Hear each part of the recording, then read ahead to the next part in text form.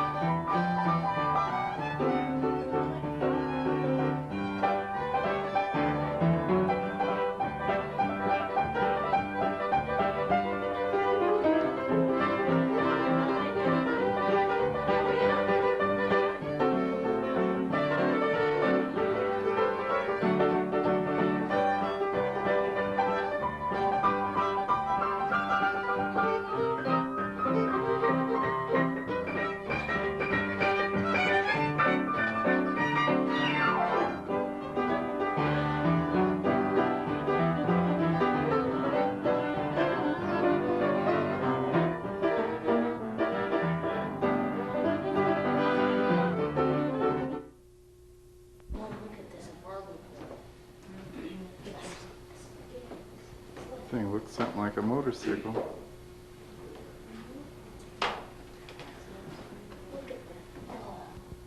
It's a mine inspector car that he rode on a track into the mines of the tunnel to inspect the work being done.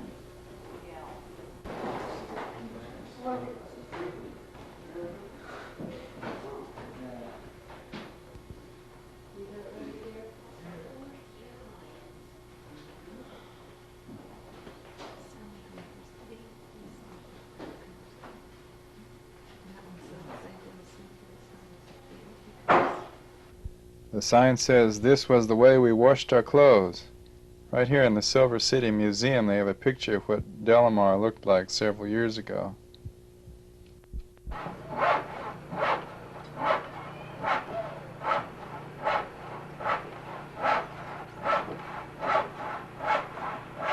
Welcome to Silver City. My name's Don Jameson and I own this building called the Hotel Annex that's currently in repair. I started teaching in Melba and I got interested in Silver City. I came up here and visited. It's a very neat old ghost town that was started in 1863. It's probably the queen of the Idaho ghost towns. It's located about 23 miles south of Murphy off the main road, Highway 95 from Napa. So when you want to come and visit, you can come up and see 70 rustic old buildings that most of them are over 100 years old. It is privately owned by individuals who take care of every building, and there are very few businesses, and therefore it's kept its atmosphere pretty well. It's a beautiful place. It's a great place to get away. It's a great place to visit. Come and take pictures and photograph the different buildings, paint the different buildings. And we look forward to having people from all over the Northwest come here. The snow damage that you see on the side of the building here, the reason why there's such a big hole is because the snow piled up on top of the Idaho Hotel, which is a building right next to it. And when there was a little warm spell, it came off and broke out 10 of the wall studs, and therefore causing the building to bow in and slide a little bit. So we had to go in and take out some of the floor joists that were damaged, plus all the wall studs. And once we get them back in, then we'll pull the building back over and straighten it up and then re-side it.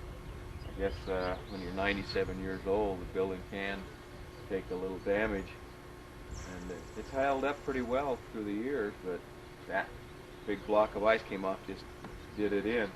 The snow between the two buildings at one time was as high as the second floor window. Wow. So there was a lot of snow in here this year, and it's been one of the wet ones that did a lot of damage in town. I think that this building took it the worst. Just a few years ago, you could have bought any building in town for $3,000 or less. This second building here with the roof on the porch is the drugstore and dentist's office. It's owned by the same man that owns the hotel, and you have to get his permission to look inside, which we're going to do.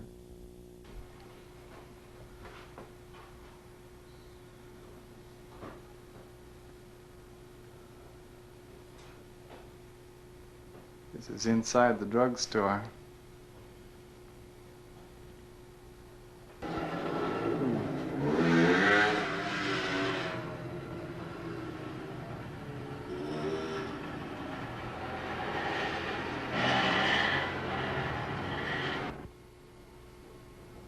And this is the dentist's office.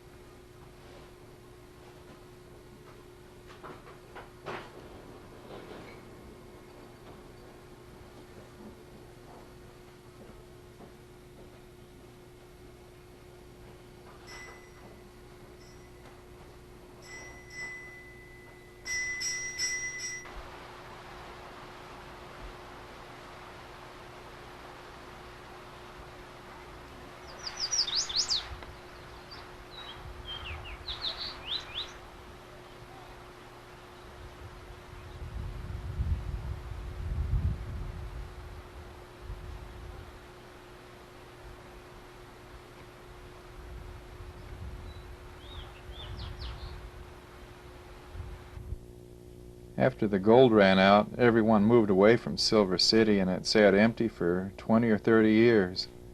During the Depression, several of the buildings were sold for the building materials, and so they were torn down for use elsewhere. Then a lady rented a U-Haul truck and hauled many of the antiques from the hotel to sell. After that, a man named Ed Jaggles bought the hotel and replaced the antique furniture, and even rents rooms for $20 or whatever you can pay. You have to bring your own sleeping bag, of course. He also has a restaurant here.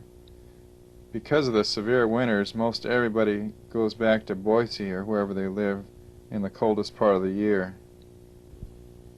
Oh, one of the main reasons people don't want to do wash here is because there's no running water, and also no electricity for most places. Although they do have a telephone system hooked up where you use a crank like they used to in the old days.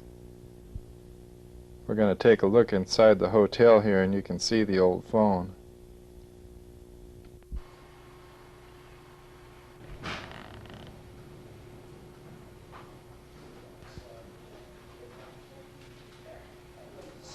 This is on the inside of the hotel. Now, we were able to get Mr. Jaggles to give us a few notes on his pump organ and the piano. Beautiful.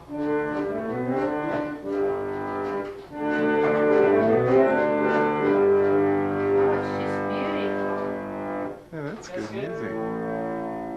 Good bass for it. Yeah. Well, yeah. The upright grants from easy peasy. Oh, yeah.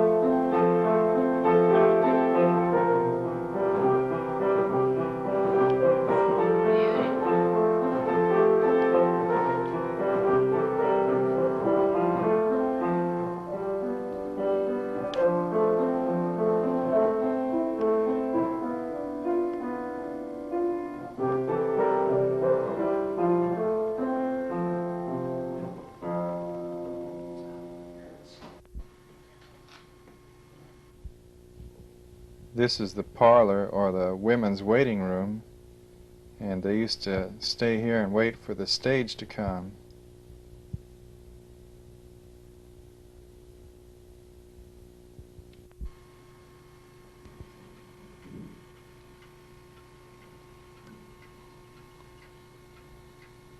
Now, no running water, well, that's the bathroom fixtures.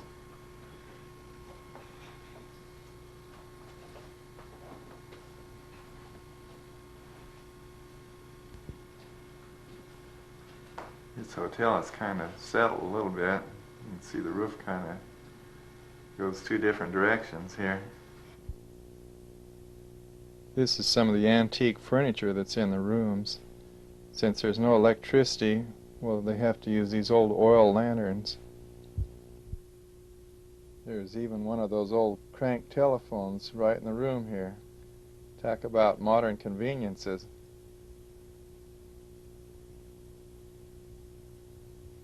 Even have a few books to read.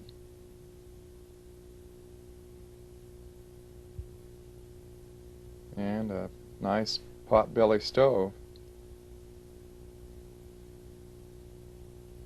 Since there is no running water, well, this has to take the place of the plumbing fixture. And a wash bowl.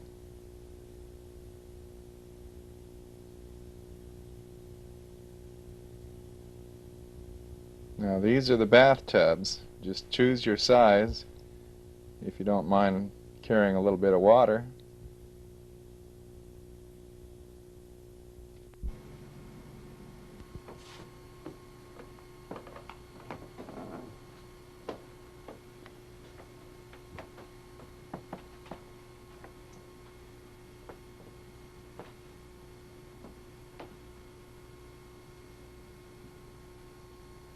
Now these are some of the items that the Chinese workers left behind here that used to work here. Without any of the modern conveniences we're used to, it took a lot of workers to keep this hotel going. They had to sleep up in the attic with no windows. As you can see from all these oil lamps, it takes a lot of trips with an oil can to keep them all filled every night. Of course, no trip to Silver City is complete without a trip to the cemetery. Back in the mining days, well, it took the cavalry to stop a war between two bunches of people that were fighting over a claim dispute.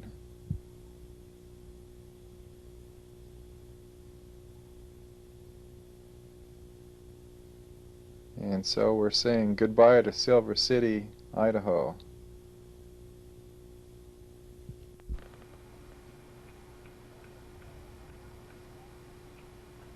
Warm. It's kind of cold and kind of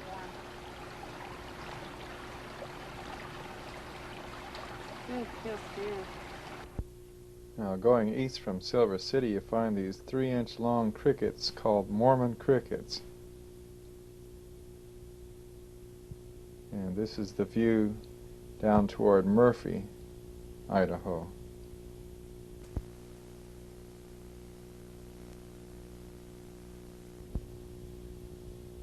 This is kind of a miner's camp east of Silver City in the mountains. It's pretty steep country, and so these places would have been pretty hard to build.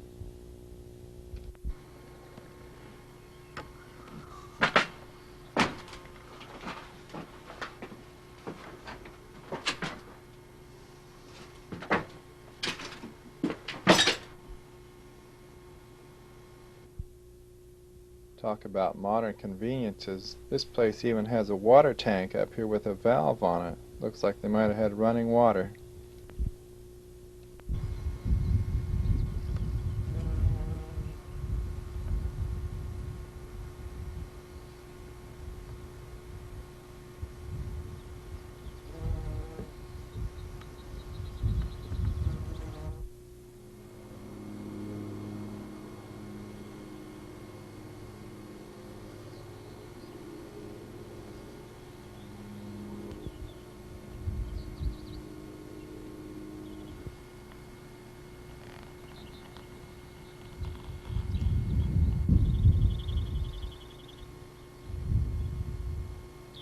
This place even has its own private mine shaft. Pretty handy because you don't even have to leave the house. You can mine in the rain or whatever.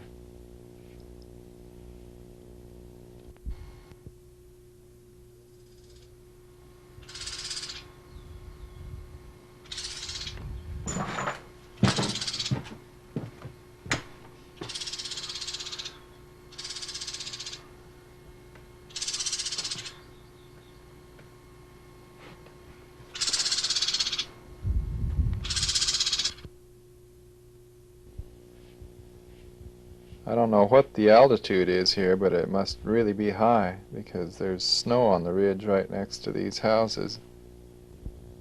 And this is still the early part of July, too.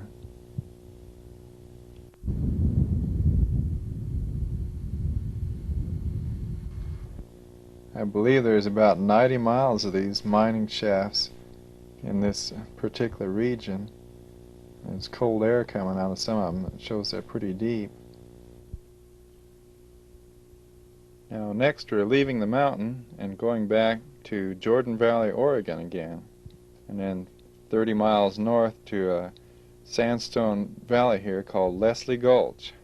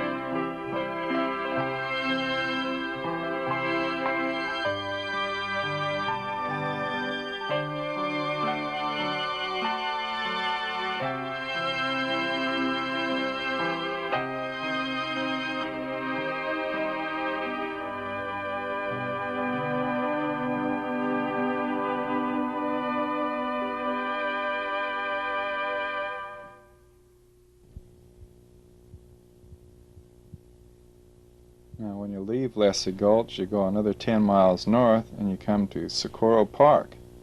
And this is taken after dark.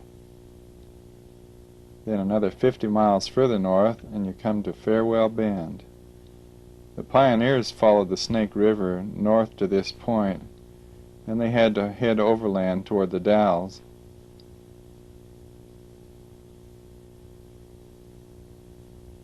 Here's one place by Huntington where the wagon tracks are still visible after almost 150 years or so. Now we're going west to one of Oregon's first settlements, Mormon Basin. You'll probably notice all the sagebrush around this old house.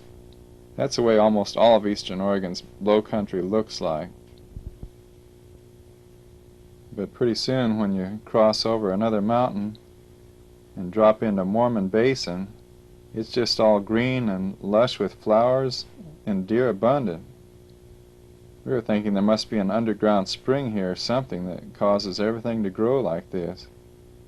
These are some of the prettiest flowers that I've never ever seen, and I don't know if anybody planted them or if they just grew this way. Anyway, it's sure plain to see why the early pioneers decided to settle here.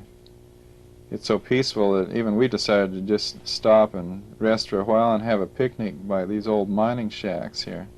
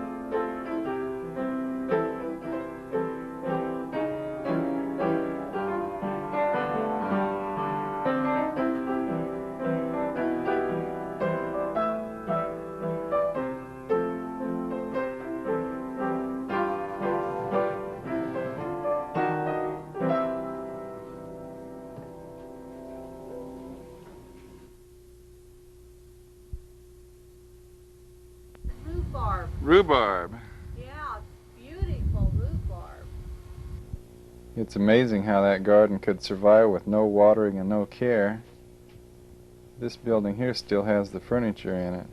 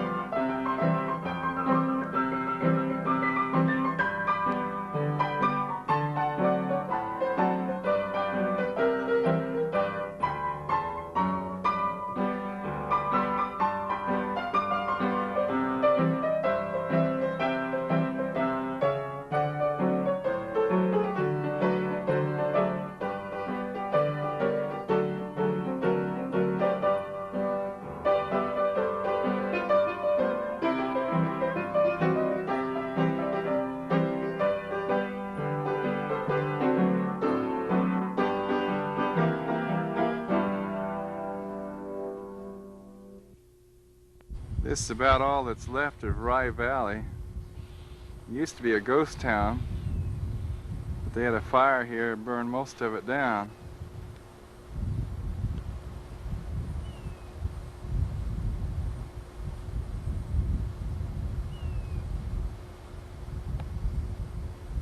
It's even got an outside fire escape, just like modern code.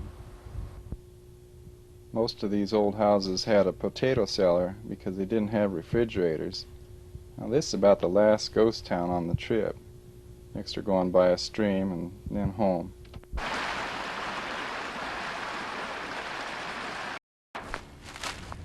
I hope you've enjoyed this trip through Oregon's backcountry. Many of the early people in this end of the state were up here in the northeast corner were homesteaders, and they got this land for free, and that's why they built these houses. But today many of them just stand empty and deserted, and that seems to happen to a lot of lives. If we don't find true happiness here, we just end up empty and like this. It seems like the best way to find happiness is the way I did. One day, I repented of all my lying and the things that I was doing wrong and made peace with Jesus Christ. And when I was praying, I felt electricity like going through my hands, and just invisible hands lifted both arms up in the air. And I know the Lord forgave me and changed my life at that time. And that seems to be the only really true happiness that lasts. After that, things have changed. And that seems to be the only thing that will keep us forever, is to serve the Lord. And He has a mansion for us even better than anything we can build here. I hope you've enjoyed this tour of Oregon's backcountry.